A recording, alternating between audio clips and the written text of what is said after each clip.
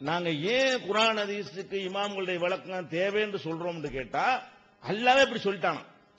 அல்லாஹ்வே இப்படி சொல்லிட்டான்னு ஒரு ஆயத்தை எடுத்து வைக்கிறார். ஃபஸ்அலு அஹ்ல ஸிக்ரி இன் குன்தும் லா தஅலமூன். உங்களுக்கு தெரியாவிட்டால் தெரிந்தவர்கள்ட்ட கேளுங்க அப்படின்னு சொல்றான்.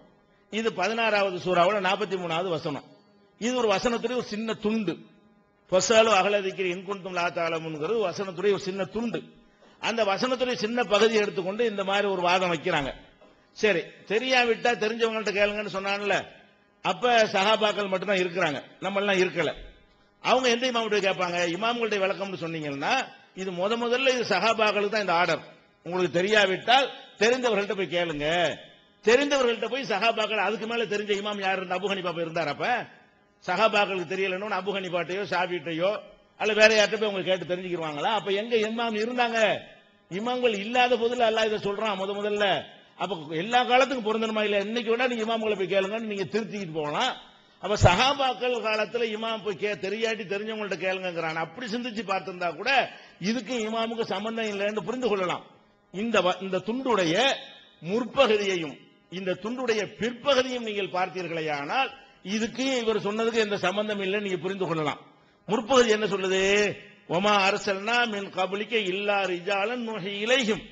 உமக்கு முன்னால் ஆண்களைத்தான் நம்ம என்ன வஹி அறிவித்து தூதராக நியமித்திருந்தோம், பொம்பளை அனுப்பல, மனிதரை தான் அனுப்பியிருந்தோம், மலக்குகளை அனுப்பல என்கிற ஒரு கருத்து அல்லாஹ் என்ன செய்யறான்னா, உமக்கு முன் நீ தூதர்னு உன்னை சொல்றோம்ல, உனக்கு முந்தைய நிறைய தூதர் அனுப்பி இருக்கிறோம், அவங்க எல்லாம் ஆம்பளையா தான் இருந்தாங்க, அதனால உனக்கு தெரியலன்னா தெரிஞ்சவங்கள்ட்ட போய் கேளுங்க அப்படின்னு வருது. இது எதை பத்தி சொல்லுது? ஆண்கள் தான் தூதர்களாக அனுப்பப்பட்டார்கள் என்கிற ஒரு பிரச்சனையில உங்களுக்கு டவுட் வந்தா, பக்கத்துல யூதர்கள் இருக்கிறாங்க, கேளுங்க, பொம்பளை நபி வந்திருக்கான்னு போய் கேளுங்க. கிறிஸ்தவர்கள் இருக்கிறாங்க, பொம்பளை நபி ஏதாவது உங்களுக்கு வந்துச்சு அவங்கள்ட்ட போய் கேளுங்க அப்படின்னு. அதுக்கு தான் அல்லாஹ் சொல்றான். அது வேற குர்ஆன் விளங்குறதுக்கு அல்லாஹ் சொல்லி காட்டுறான்.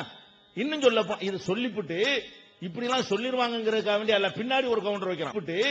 இப்படி எல்லாம் சொல்லிடுவாங்கிறதுக்காக வேண்டி அல்லாஹ் பின்னாடி ஒரு கவுண்டர் வைக்கிறான். முன்னாடி ஒண்ணு பின்னாடி ஒண்ணு. எப்படி சொல்றான்? பின்னாடி ஃபஸ்அலு அஹ்ல ஸிக்ரி இன் குன்தும் லா தஅலமூன், அதுக்கப்புறம் பில் பையினாத்தி வஸ்ஸுப்ரி வ அன்ஸல்னா இலைக்க ஸிக்ர லிதுபையின லின்னாஸி மா நுஸில இலைஹிம். நீ உமக்கு அருளப்பட்டதை நீ விளக்க வேண்டும், நீ விளக்கணுங்கிறதுக்கு தான் குர்ஆனை இறக்கி இருக்கிறோம். குர்ஆனுக்கு அது இல்லைன்ட்டான்ல. தெரியாட்டி தெரிஞ்சவங்கள்ட்ட கேளுங்கன்னு சொல்லிவிட்டு அடுத்து தொட்டு வருது, அது அடுத்த அதே வசனத்துல வருது, அன்சல்னா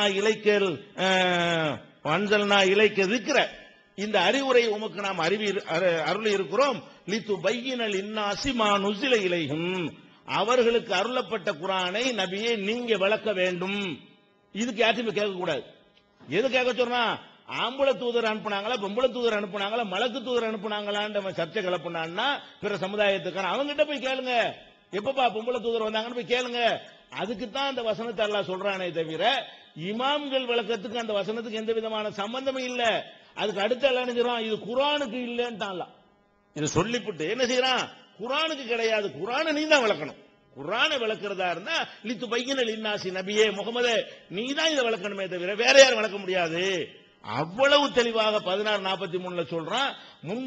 முன்னாடி உள்ளதை விட்டுவிட்டு பின்னாடி உள்ளதை விட்டுட்டு நேர் மாற்றமான கருத்துக்கு இந்த குர்ஆனை திசை திருப்புகிறார்கள் என்று சொன்னால் எவ்வளவு பெரிய டேஞ்சரான கருத்தை வைக்கிறாங்க.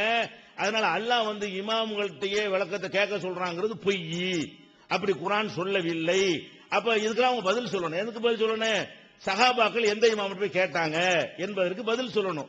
அதுக்கு முன்னாடி வர்ற வசனத்தை இணைச்சு அவர் சொல்லியிருக்காருல பல தடவை, முன்பின் பார்க்க வேண்டும், ஒரு துண்டை வச்சுக்கிட்டு பேசக்கூடாதுன்னு பல கிளிப்பிங்கன்னா தேவைப்பட்டா போடலாம், டைம் இருக்காது, இருக்கு வச்சிருக்கிறோம் ஸ்டாக்கு, போன தடவை போட்டு காட்டியிருக்கிறோம்.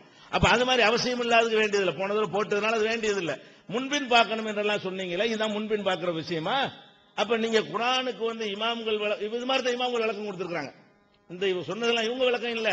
ஃபஸ்அலு அஹ்ல ஸிக்ரிங்கிறது இப்ப முன்னையும் பின்னையும் பார்த்தா நமக்கு நல்லா விளங்குகிறது. இமாம்கள் இடையில பூந்துக்கிட்டு என்ன கேளு என்பதற்கு இது ஆதாரங்கிறாங்க. இவர் சொந்தமாவும் சொல்லல, இமாம்களுடைய விளக்கம் தான் இவர் சொன்னது. அதான் குழப்பம். அந்த விளக்கம் இல்லை என்று சொன்னா எதை சொல்லுதுன்னு அழகா விளங்குது. முன்னையும் பின்னையும் வச்சு பார்த்தா என்ன செய்யுது? இந்த வசனம் எதை சொல்லுதுன்னு அற்புதமா விளங்குகிறது. அற்புதமா விளங்கக்கூடிய வசனத்தை அனர்த்தமாக ஆக்கி இஷ்டத்துக்கு அவங்க கருத்தை திணிச்சு என்ன செய்யறாங்க? குழப்புகிறார்கள். அப்ப குர்ஆன் தெளிவாக இருக்கிறது என்பது மீண்டும் என்ன செய்ய இன்னொரு தடவை நிரூபணமாக ஆகிறது.